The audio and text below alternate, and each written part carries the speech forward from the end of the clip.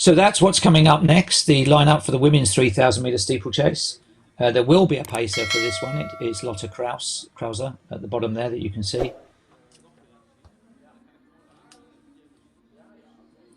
The athlete that's missing in this lineup is Mekides Abebe, who has a world ranking of 11th.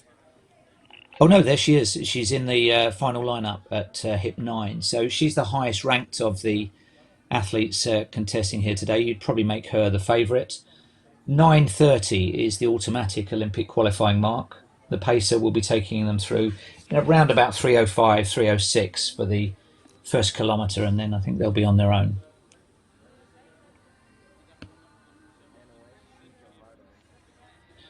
One junior athlete, Zerfe Wand Magan, has got hip number 4.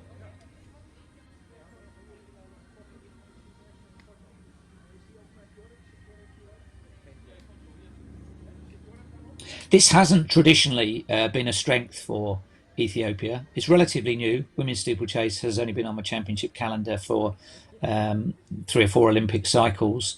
But Kenya have probably made a stronger mark in the early years of women's steeplechasing over their arch rivals, Ethiopia. But Tokyo could be another story. Let's see who's going to be in the red, green, and gold for Ethiopia over the next few minutes.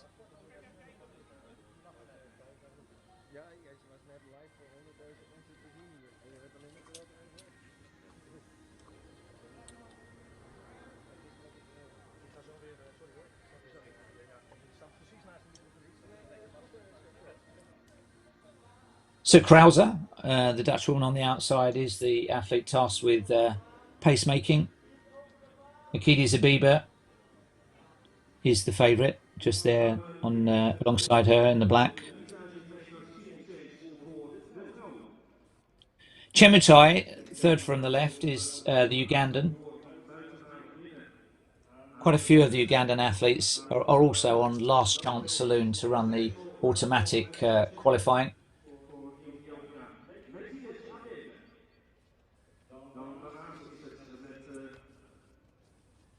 Chemutai, I think, is the only athlete who has a qualification. So she's doing this race really to just bed in her season as she gives a wave in response to my colleague Martijn Visser on the Stadium PA. He's got a busy month coming up. I worked with him at the weekend on the FBK Games, and it's the Dutch Championships in a couple of weeks' time.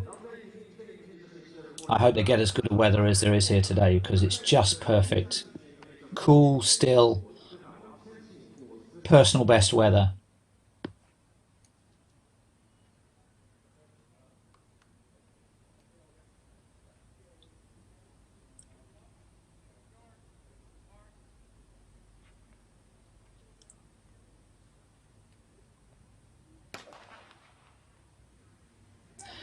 So the unusual sight of a pacemaker in a steeplechase, a little bit different to negotiate because they aren't complete 400-metre laps. She will have to do 1 or 2 water jumps before she steps off. Notice that official was stopping them heading for the water jump. We remember those London 2017 World Championships where one of the athletes forgot to turn for the water jump on the second time around. So Krauser's responsibility is 3:05, 3:06 or thereabouts. That's even running for a 9. Well, it's inside 9:30 pace comfortably. It's even running for about 9:20, 9:15, 9:20.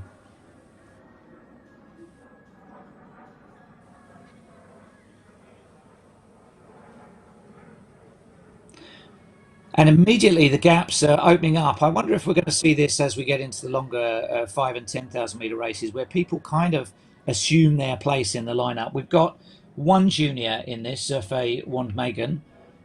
She will perhaps have a closer eye on the Nairobi World Junior Championships than the Tokyo Olympic Games as an age group athlete, but they are strung out. 72, 71 maybe for Krauser.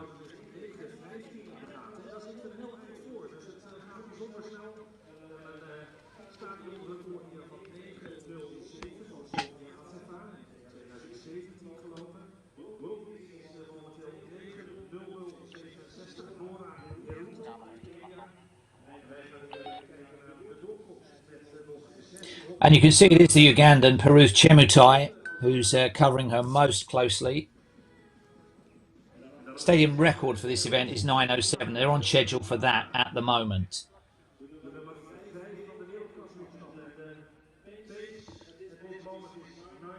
So very significant gap opening up between, well, that leading three, including the pacemaker, and fourth place. There could be a real opportunity for somebody here inside 9:30 because steeplechase is there's only so many of those that you can take on in a season. There's a wear and tear factor associated with it, including the angled water jump landing that can be a bit of a pounding on the ankles. And there's only so many opportunities at a high level. So we have a Ugandan leader, Ethiopia second. Oh, that no foot on technique for the leader there. Actually, there were some very improvised techniques there, weren't there, over that relatively low water splash for the women. Particularly enjoyed the no foot on for the leader, Chemutai.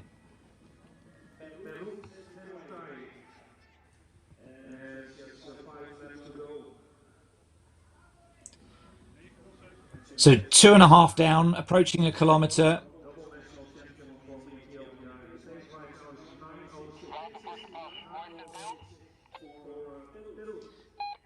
So Mekides maybe feeling this a little bit. The pace has actually increased slightly to 9:06. Peruth Chemutai of Uganda leading. She's already selected, so she can run free. She's just doing this race just to sharpen up, get a bit of rhythm to her season, because she may well go into a training camp situation from here. But it looks though it's going to be pretty busy around second, third, fourth, and fifth.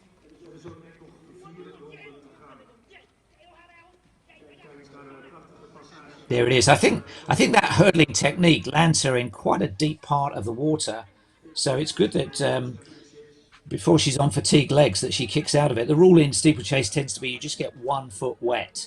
You shouldn't get your non-lead foot wet. Easier said than done when you come to the last couple of. I'm also looking at Chemutai's technique over the barriers. It's more of a little hop. Watch her tuck both legs up as she goes over. It's not really a hurdling technique. That was better.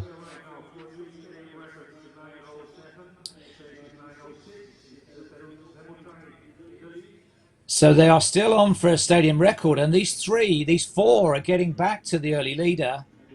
So game on as we go into the second half of the race. It's drifted out to 9:15, so the stadium record may live another day, but somebody here could make an Olympic team that perhaps wasn't even expecting it a lap ago. The wave light that you can just see in the bottom right-hand side of the screen, that green light on the curb, that is 9:15 pace. So as long as they stay close to that, within 7 seconds of that, and they're right alongside it at the moment, they lose it around the bend, they are inside Olympic qualifying. There's more than one of them favouring no foot on the water jump. It's a risky strategy. There's a loss of balance potentially there in the deeper water where they land, whereas if they pushed off the barrier, they would be further out.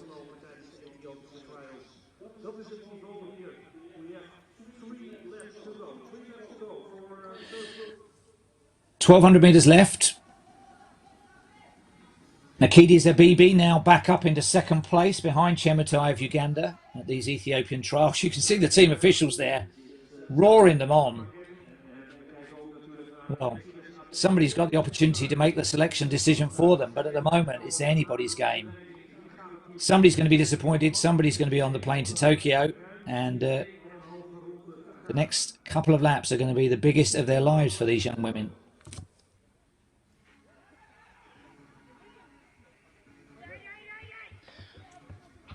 Wayne Shet Answer, world rank 75, third in the Olympic candidate event. That's what they called it, the candidate event. And she was runner-up in the national championships. She's got a personal best of 9:30, so she's operating way quicker than she's ever done before. She's hit number 6 when you catch the side-on view. So she's in that leading group of 4 still.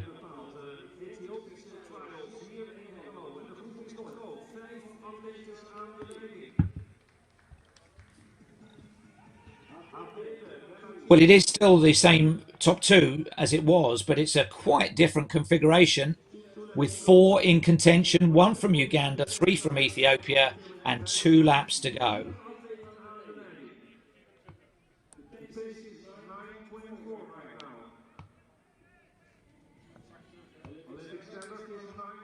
And it's the junior, Zerfe Wandmagen, who's now challenging. The pace has drifted out to 9:24. Qualification is 9:30. It's slowing, and that's bringing one or two closer to the lead than they might otherwise have expected. So there's a contest here to win the race and also to stay inside the Olympic qualifying time.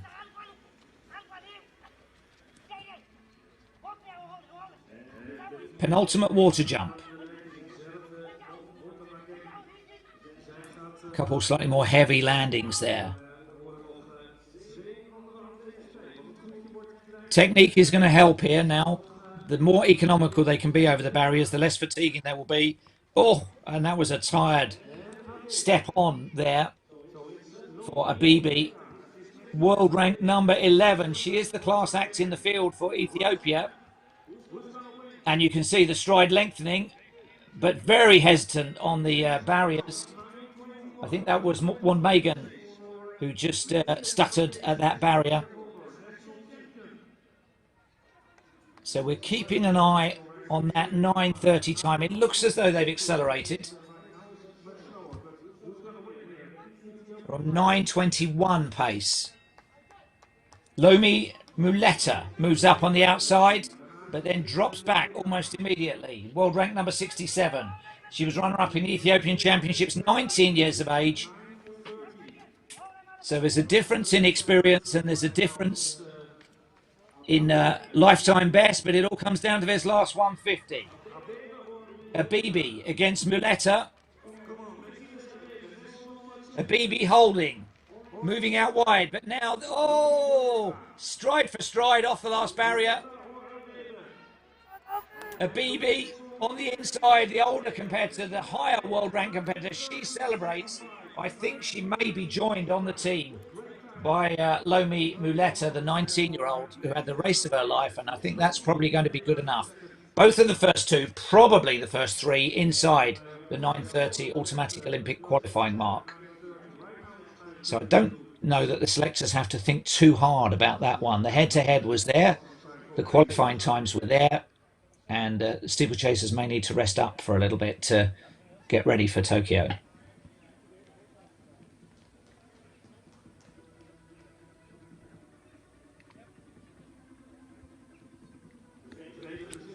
Well, that was a strange race, wasn't it? Lotte Krause set it up really well, exactly on schedule at 1,000 meters, and then they had a really quite shaky second kilometer where they drifted outside stadium record but stayed inside Olympic qualifying record territory.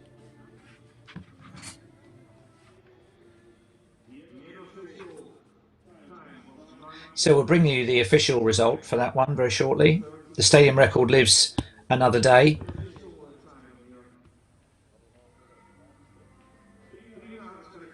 I think Chemutai, who's going to Tokyo for Uganda, will be happy enough with her day's work. The object of the exercise for her was to just get another steeplechase in, to get a feel for the event again after limited racing opportunities. Of course, those that have come through the two-step qualification process so far will have been racing for quite a while, but a lot of it will have been at altitude, at high altitude at Addis Ababa, where the preliminaries, the candidate race in January was held, and then the national championships in April. And the steeplechase is very, very hard at several thousand feet. I think it's 8,000 feet. So Abebe taking it 9:13.63, an Olympic qualifying mark. Muleta also 9:14, well inside that 9:30. In fact, I think probably we're going to see the first 6 or 7, but surely the selectors will go with the top 3 finishers there.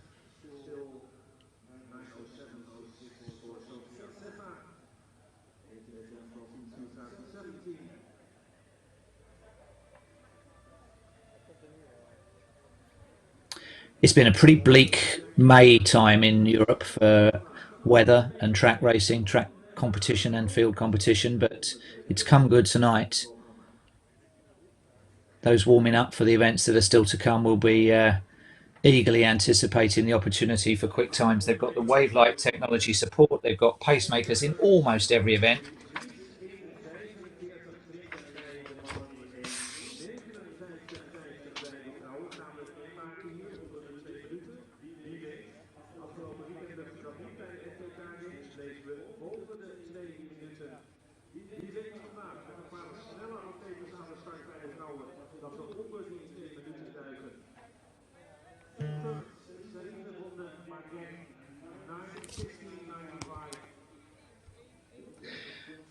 So look at that, the first four all inside automatic qualification, but a big gap there once we take out the Ugandan athlete. Oh, in fact, she drifted back, Chemutai, so she won't be quite so happy with that day's work to be behind four of the Ethiopians. But you would think one Magan has a very good chance of being the third named athlete with Muleta and Abebe.